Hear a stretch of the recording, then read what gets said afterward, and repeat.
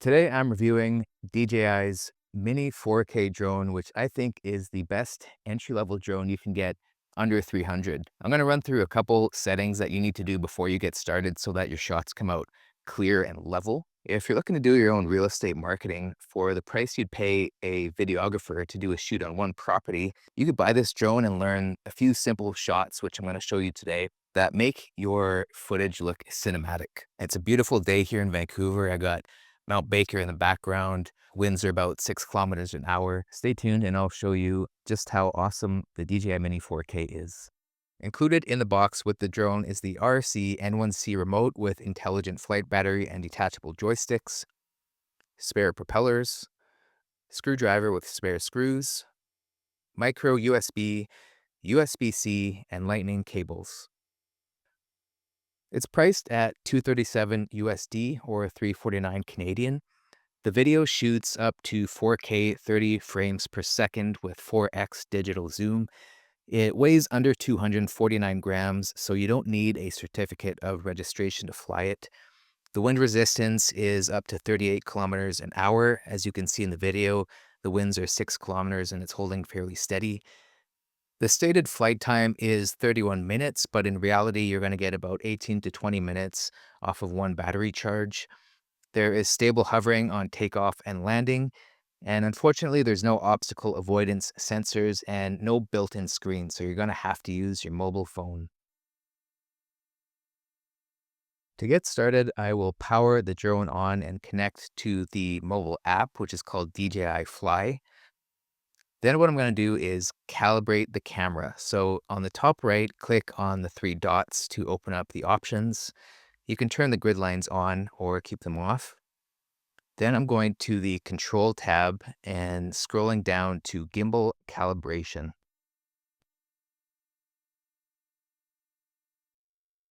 Now you can automatically or manually adjust the calibration. So I'm going to do an automatic calibration and it'll take a few seconds. You'll see the camera start moving around. Make sure the drone is on a level surface, and that way your shots will come out nice and straight, so you don't have to do any editing post-production.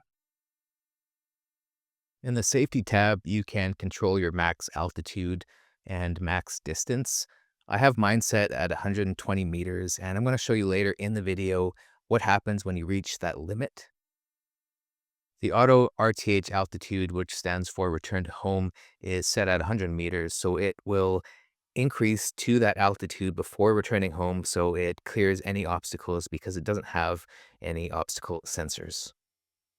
Now that we have the settings configured, we're going to do a pre-flight check. So we're going to click on the Before You Fly button, which will bring up the map to ensure that you are not in a restricted flight zone. So the GPS will detect where you are and show you all of the fly spots in the area. And DJI has this really cool community feature where you can see all the different fly spots around you and who else is flying their drone. Now that we are cleared for takeoff, we're going to click on Go Fly. And you can see that I'm nicely embedded in the grass. I recommend you have a better flight surface than mine, but this is good enough because the propellers clear the blades of grass. And what I'm going to do is put the mobile phone view as well as what the drone sees. Takeoff.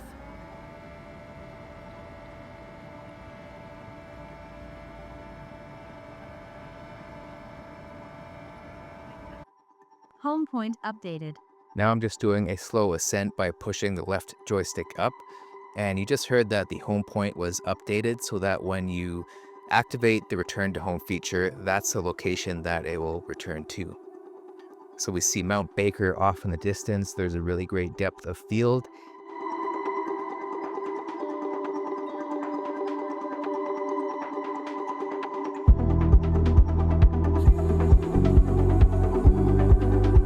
Now I'm just going to slowly pan to the right about 180 degrees.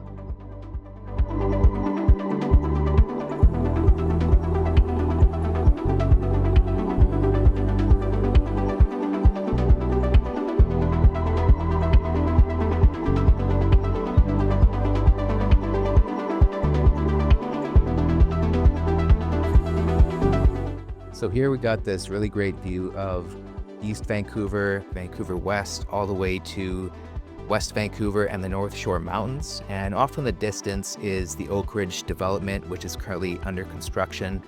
So I'm gonna increase the altitude to the maximum of 120 meters and we'll see what happens.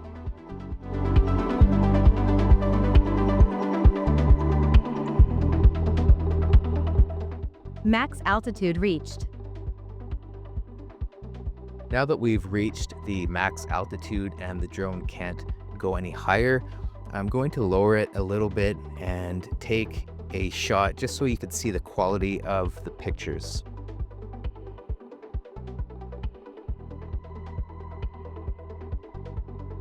So now I've stopped recording and I'm going to take a still image. Here you see it offers a few different options for quick shots, but I'm going to click on photo and take a single image.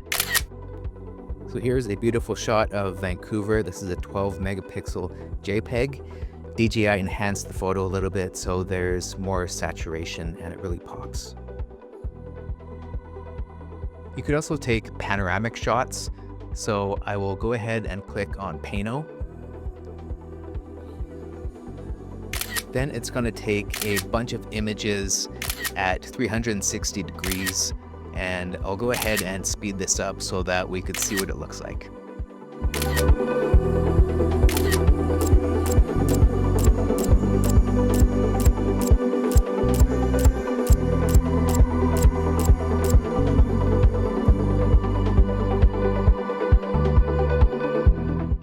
Along with the panoramic image, there's also an in-app feature that lets you use augmented reality to scroll around the panorama.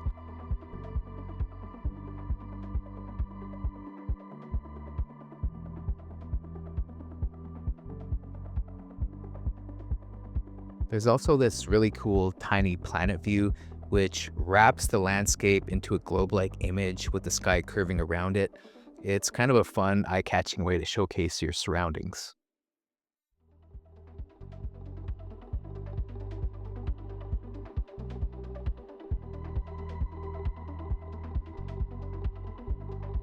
Here I'm doing a manual orbit to the right by placing the subject in the middle and slowly moving around it, pushing both joysticks outward. You can do this slow and wide or fast and narrow, adjusting the distance and velocity to get different types of orbits. This is a bird's eye view where I'm going to reveal the landscape by pushing forward and rotating the gimbal dial to the right.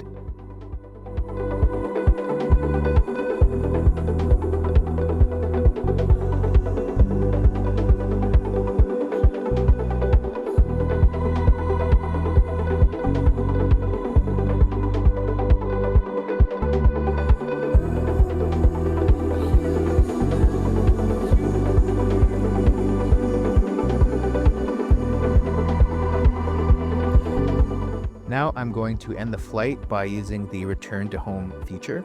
So click the landing pad on the left. Return to home. And hold down return to home.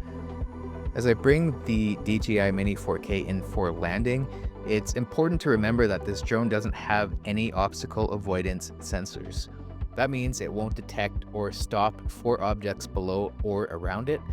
So you'll need to be extra cautious when landing. But since I'm in a clear open field, it should return to home fairly smoothly. But if you have more obstacles around you, I would suggest manually landing your drone.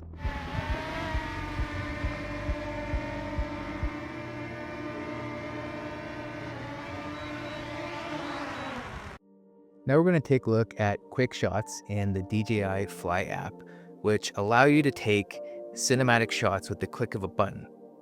So I have this really cool building called the Aperture here on the Cambie Corridor in Vancouver, and I'm going to use it as the subject for some of these quick shots. The first shot is the Helix, where the drone is going to ascend while flying in a spiral that expands gradually around the subject.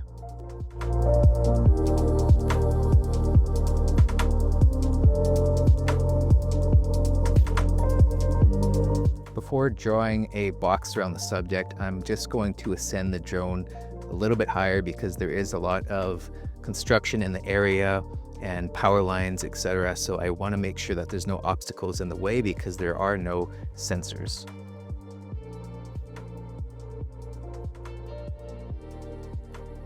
Now that I'm at a safe height, I'm just going to tap the screen and drag around the subject. I'll keep the max radius at 10 meters, so it's nice and close to the subject. 3, 2, 1.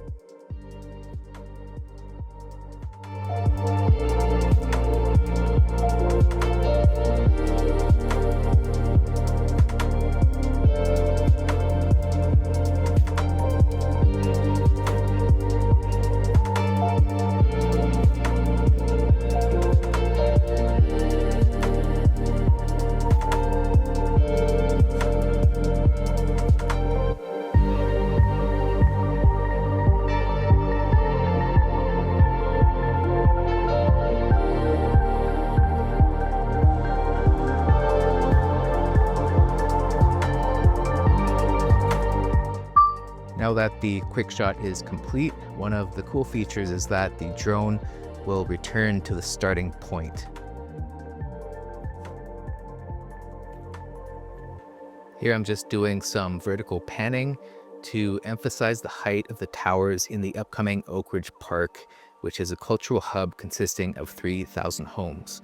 So I'm just doing a slow ascent while rotating the gimbal dial to the left.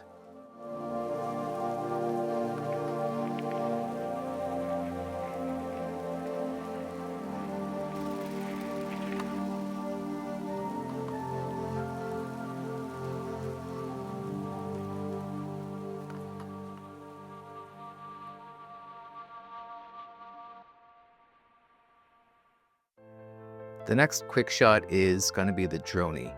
And as a subject, I'm using this beautiful home in the heart of Kitsilano on Lower Point Grey Road.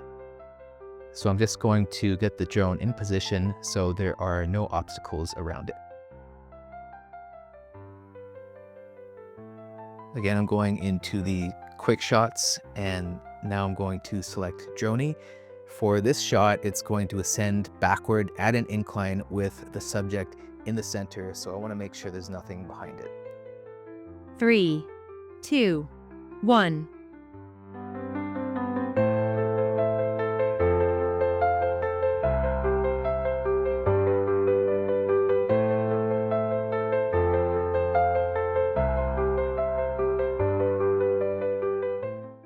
So there we have the Dronie shot, and now it's going to return back to the task start point.